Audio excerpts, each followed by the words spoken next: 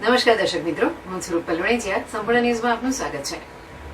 બનાસકાંઠા જિલ્લા કલેક્ટર આરાસુરી અંબાજી દેવસ્થાન ટ્રસ્ટના અધ્યક્ષ મિહિર પટેલ દ્વારા જય ભોલે ગ્રુપને શારદા પીઠ કાશ્મીર યાત્રાનું પાલનપુરથી ભવ્ય પ્રસ્થાન કરાવ્યું હતું.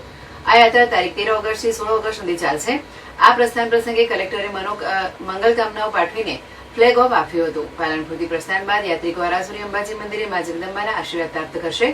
આ યાત્રા અંતર્ગત શારદા પીઠ ખાતે માટીનું શ્રીયંત્ર અને અખંડ ભારતની પ્રતિમા અર્પણ કરવામાં આવશે.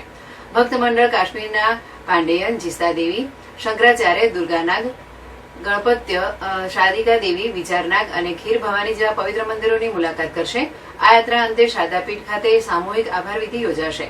જય ભોલે ગ્રુપ તથા આરાસુરી અંબાજી દેવસ્થાન ટ્રસ્ટ તરફથી યાત્રિકોને શુભેચ્છાઓ પાઠવાઈ હતી અને સૌના કલ્યાણ માટે પ્રાર્થના કરવામાં આવી હતી. જય ભોલે, જય અંબે.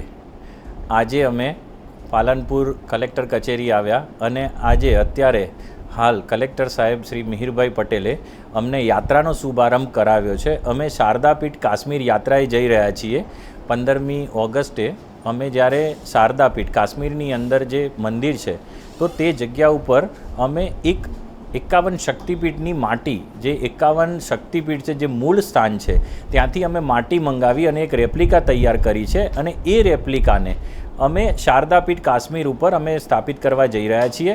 અને અહીંયાથી યાત્રાનો શુભારંભ થયો છે અને અહીંયાથી યાત્રા અમે સ્ટાર્ટ કરી અને જગદંબાના આરાસુરી અંબાજીના નિજ મંદિરે અમે જઈ દર્શન કરી અને ત્યાંથી કાલ સવારથી અમે યાત્રાનો શુભારંભ કરીશું. અને કાશ્મીરના જે પુરાણોમાં લખેલા છે એ દરેક જગ્યાએ દર્શન કરી અને શારદાપીઠ ઉપર અમે આ સ્થાપિત કરીશું. 51 શક્તિપીઠની માટીમાંથી જ અમે એક શ્રી યંત્ર પણ બનાવ્યું છે અને એ શ્રી યંત્ર પણ અમે ત્યાં જ અર્પણ કરીશું.